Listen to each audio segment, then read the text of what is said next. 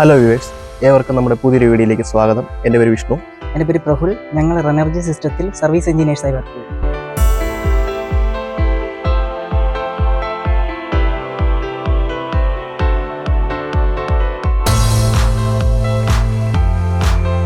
നമ്മളിന്നിവിടെ എത്തിയിരിക്കുന്ന ഒരു 5 kilowatt on grid system on ആക്കാൻ വേണ്ടിയിട്ടാണ്. അതോടൊപ്പം തന്നെ ഇൻവെർട്ടർ പ്രോഗ്രാമിങ്ങും വൈഫൈ സെറ്റപ്പും നമ്മൾ ചെയ്യുന്നു. അപ്പോൾ നമുക്ക് ഈ ഒരു 5 കിലോവാട്ട് ഓൺ ഗ്രിഡ് സിസ്റ്റത്തിൽ എന്തൊക്കെ കമ്പോണൻസ് ആണ് യൂസ് ചെയ്തിട്ടുള്ളത് നമുക്ക് നോക്കാം. ഇതാണ് നമ്മുടെ മെയിനായിട്ടുള്ള ഇൻവെർട്ടർ. സോഫാർ ബ്രാൻഡിൻ്റെ 5 കിലോവാട്ട് ഇൻവെർട്ടറാണ് ഈ വന്നിരിക്കുന്നത്. ഇത് നമ്മുടെ DC ഡിസ്ട്രിബ്യൂഷൻ ബോക്സ് ഡബിൾ സ്ട്രിങ്ങിലാണ് 5 കിലോവാട്ട് വരുന്നത്. പിന്നെ അതോടൊപ്പം തന്നെ ഇത് നമ്മുടെ ACDB സിംഗിൾ ഫേസ് ACDB ആണ് ഇത്. ഇതാണ് നമ്മുടെ സോളാർ മീറ്റർ. KCB റീഡിങ് എടുക്കാൻ വരുമ്പോഴത്തേക്ക് നമ്മുടെ ഇൻവെർട്ടർ എത്രയാണ് പ്രൊഡക്ഷൻ നടന്നിട്ടുള്ളത് അത് ഇതിനകത്ത് റീഡാവും. ഇതാണ് അവർ റീഡിങ് എടുക്കുന്നത്. ഇതിനകത്തൊരു ഐസൊലേറ്റർ വന്നിട്ടുണ്ട്. ഇതാണ് നമ്മുടെ KCB വയ്ക്കുന്ന ബൈഡയറക്ഷൻ നെറ്റ് മീറ്റർ. ഇതിനകത്ത് നിന്നാണ് നമ്മുടെ ഇമ്പോർട്ടും എക്സ്പോർട്ടും കാൽക്കുലേറ്റ് ചെയ്ത് നമുക്ക് മന്ത്ലി ബില്ലിങ് വരും.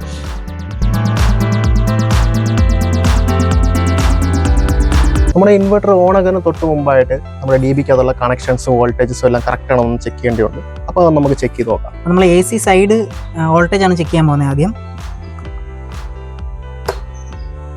221 ആണ്, കുഴപ്പമില്ലാത്ത വോൾട്ടേജ് ആണ്. നമ്മൾ ഇനി എർത്തിങ് ആണ് ചെക്ക് ചെയ്യേണ്ടത്. അതിന് ന്യൂട്രലും എർത്തും കൂടിയാണ് ചെക്ക് ചെയ്യേണ്ടത്.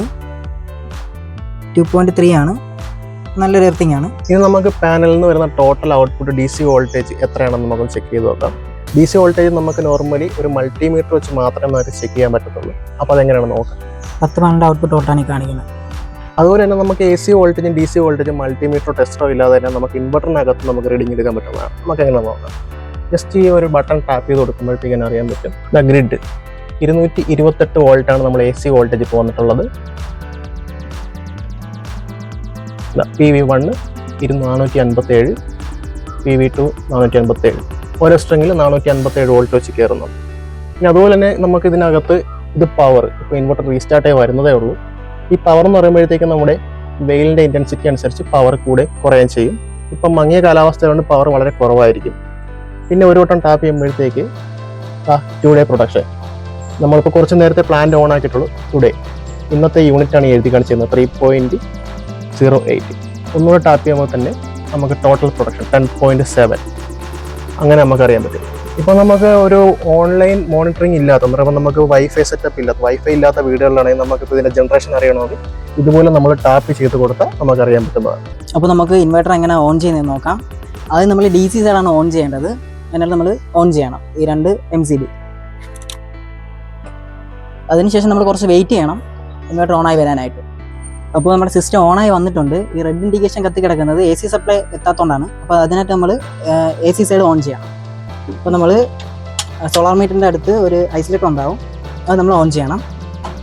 അതിനുശേഷം ACDBയിലെ MCB ഓൺ ചെയ്യണം.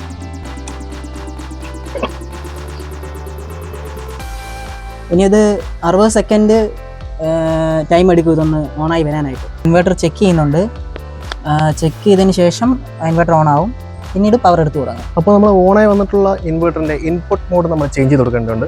അതെന്ന് പറയുമ്പോഴത്തേക്ക് നമ്മുടെ മുകളിൽ നിന്ന് വരുന്ന DC ഔട്ട്പുട്ട് 10 പാനൽ ഒറ്റ സ്ട്രിങ് ആയിട്ട് ഇറക്കിയേക്കുന്നത്. അപ്പോൾ നമ്മുടെ 5 കിലോവാട്ട് ഇൻവെർട്ടർ വരുമ്പോഴത്തേക്ക് ഡബിൾ സ്ട്രിങ് ആണ് വരുന്നത്. അപ്പോൾ നമുക്ക് 5 പാനൽ വെച്ച് കമ്പൈൻ ചെയ്ത് കൊടുക്കാവുന്ന ഒരു സെറ്റപ്പിലാണ് വരുന്നത്. പക്ഷേ നമ്മൾ 10 പാനലോടെ ഒരുമിച്ച് ഔട്ട് അടിച്ചിട്ട് നമ്മൾ ഈ DBക്കകത്ത് പാരൽ ചെയ്തിട്ടാണ് നമ്മൾ ഇതിൻ്റെ ഇൻപുട്ടിലോട്ട് കൊടുക്കുന്നത്. അപ്പോൾ ഇതാണ് പാരൽ ചെയ്യുമ്പോഴത്തേക്ക് നമ്മൾ അതിനനുസരിച്ച് തന്നെ ഇതിനകത്തുള്ള ഇൻപുട്ട് മോഡ് നമ്മൾ ചേഞ്ച് ചെയ്ത് കൊടുക്കേണ്ടി വരും. അപ്പോൾ നമുക്ക് അതെങ്ങനെയാണ് ചെയ്യുന്നത് നോക്കാം. ആദ്യം നമ്മൾ തന്നെ ഇൻവെർട്ടറിൻ്റെ എൻ്റർ സെറ്റിങ്സിനകത്തോട്ട് കയറുക. അതിൽ 8ാമത്തെ ഒരു ഓപ്ഷനുണ്ട്, സെറ്റ് ഇൻപുട്ട് മോഡ്. അത് ലോങ് പ്രസ് ചെയ്യുക. എന്നിട്ട് ഇതിനകത്ത് ഒരു പാസ്വേഡ് ചോദിക്കും. അത് 0001 ആണ്. സിംഗിൾ ടാപ്പ് ചെയ്യുമ്പോഴത്തേക്ക് നമുക്ക് ഇതൊക്കെ ചേഞ്ച് ആയി വരും. ലോങ് പ്രസ് ചെയ്യുക.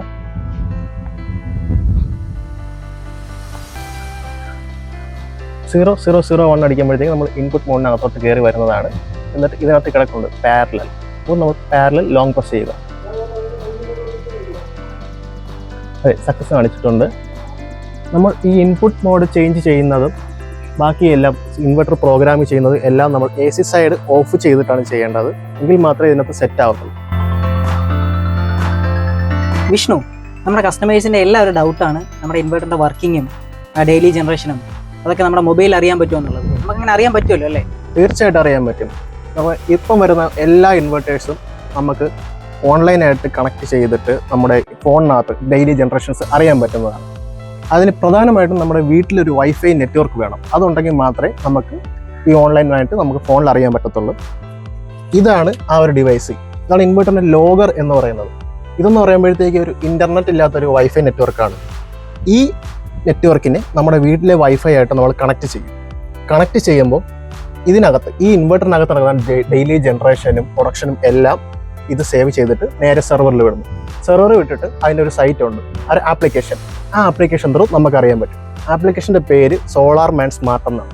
അപ്പോൾ നമുക്ക് ആപ്ലിക്കേഷൻ ഇൻസ്റ്റാൾ ചെയ്തിട്ടുള്ള രജിസ്ട്രേഷൻ പ്രോസസ്സ് എങ്ങനെയാണെന്നും ആപ്ലിക്കേഷനകത്തെ ഡീറ്റെയിൽസ് നമുക്ക് എന്തൊക്കെ അറിയാൻ പറ്റും എന്നുള്ളത് നമുക്ക് നോക്കാം. ഓക്കെ, നമുക്കത് എങ്ങനെയാണ് ചെയ്യുന്നതെന്ന് കാണാം.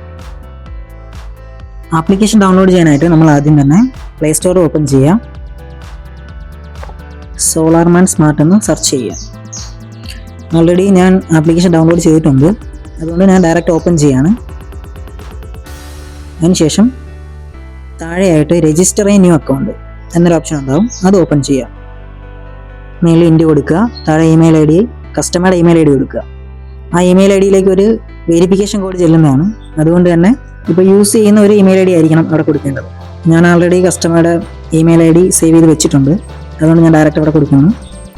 ഒരു പാസ്വേഡും താഴെ കൊടുക്കുക. ഈ SolarMan Smart ഓപ്പൺ ചെയ്യാനായിട്ട് ഉള്ള പാസ്വേഡാണ്. അത് ഏതാണെന്ന് വെച്ചാൽ അത് കൊടുക്കുക. അവിടെ മുകളിലായിട്ട് വെരിഫിക്കേഷൻ കോഡ് സെൻഡ് എന്നുള്ള ഓപ്ഷൻ ഉണ്ട്, അവിടെ സെൻഡ് കൊടുക്കുക. അതിനുശേഷം നമ്മൾ കൊടുത്ത ഇമെയിൽ IDയിലേക്ക് ഒരു വെരിഫിക്കേഷൻ കോഡ് ചെല്ലുന്നതാണ്. ഈ വെരിഫിക്കേഷൻ കോഡ് ടൈപ്പ് ചെയ്യേണ്ട സ്ഥലത്ത് ടൈപ്പ് ചെയ്ത് കൊടുക്കുക. അപ്പോൾ ഇവിടെ കസ്റ്റമറുടെ മൊബൈലിൽ വെരിഫിക്കേഷൻ കോഡ് വന്നിട്ടുണ്ട്, നമ്മളിവിടെ എടുത്ത് ടൈപ്പ് ചെയ്യണം. അതിനുശേഷം താഴത്തെ ബോക്സ് ടിക്ക് ചെയ്തതിന് ശേഷം ഡൺ കൊടുക്കുക. അങ്ങനെ ഡൺ കൊടുത്തതിന് ശേഷം ഇതുപോലൊരു പേജിലായിരിക്കും വന്ന് നിൽക്കാം. അവിടെ ആഡ് നൗ കൊടുക്കുക. ഇത് ഇൻസ്റ്റാളർ ആണോ അല്ലെന്നാണ് ചോദിക്കുന്നത്. നമുക്ക് ഇഷ്ടമുള്ള ഓപ്ഷൻ കൊടുക്കാം. ഞാനിവിടെ എസ് ആണ് കൊടുക്കുന്നത്. നമ്മുടെ മാപ്പിലേക്കായിരിക്കും ഇത് ചെല്ലുക. നമ്മുടെ മൊബൈലിൻ്റെ ലൊക്കേഷൻ ഓൺ ചെയ്തിട്ടുണ്ടോ എന്ന് നമ്മൾ ഉറപ്പ് വരുത്തണം. ഞാനിവിടെ ഓൺ ചെയ്തിട്ടുണ്ട്. അതിനുശേഷം ഇവിടെ പ്ലാന്റ് അഡ്രസ്സ് ടൈപ്പ് ചെയ്ത് കൊടുക്കുക.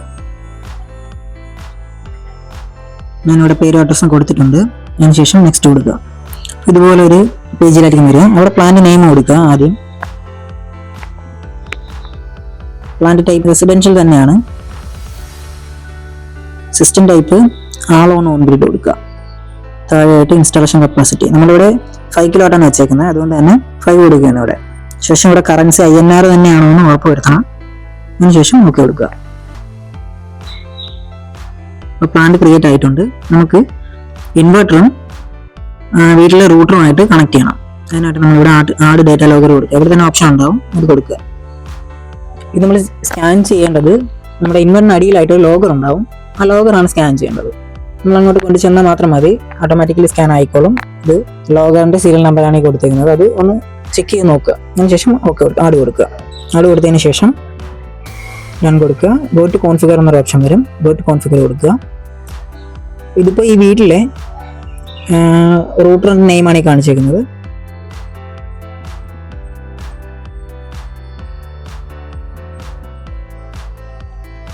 ഇതുപോലൊരു ഓപ്ഷൻ ഉണ്ടാവും. ഇത് ഇപ്പോൾ ഇത് പറയുന്നത് നമ്മുടെ മൊബൈൽ ഇൻവെർട്ടറിൻ്റെ വൈഫൈയുമായിട്ട് കണക്ട് ചെയ്യാനാണ് പറയുന്നത്. അപ്പോൾ നമ്മൾ കണക്ട് കൊടുക്കുക.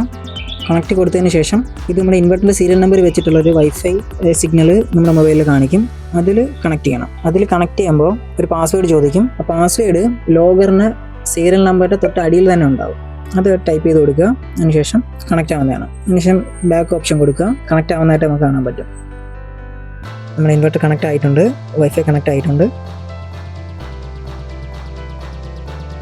അപ്പോൾ നമ്മളിവിടെ ഒരു 5 kW സിസ്റ്റമാണ് വെച്ചേക്കുന്നത്. ഈ 5 kW നമ്മൾ 20 യൂണിറ്റാണ് ആവറേജ് പറയുന്നത്. അപ്പോൾ 1 kW 4 യൂണിറ്റ് എന്നുള്ള ഒരു ആവറേജിലാണ് എല്ലാ കമ്പനീസും പറയുന്നത്. എന്ന് വെച്ചാലും ഇപ്പോൾ 3 kW 12 ആണെങ്കിലും 12 to 15 വരെ കിട്ടുന്നതുകൊണ്ട് അത് ബ്രാൻഡ് അനുസരിച്ച് അങ്ങോട്ടും ഇങ്ങോട്ടും മാറും. ഇവിടെ നമ്മളിപ്പോൾ ബൈഫേഷ്യലാണ് വെച്ചേക്കുന്നത് പാനൽ.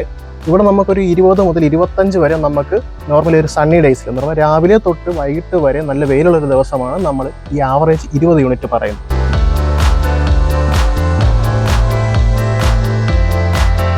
നിങ്ങളുടെ വീട്ടിലോ സ്ഥാപനത്തിലോ സോളാർ വെക്കണമെന്ന് താല്പര്യമുണ്ടെങ്കിൽ നിങ്ങൾക്ക് റണ്ണർ സിസ്റ്റംസുമായിട്ട് കോൺടാക്ട് ചെയ്യാവുന്നതാണ്. ഡീറ്റെയിൽസ് താഴെ കൊടുത്തിട്ടുണ്ട്. അപ്പോൾ അടുത്തൊരു വീഡിയോയുമായി കാണുന്നത് വരെ എല്ലാവർക്കും ബൈ.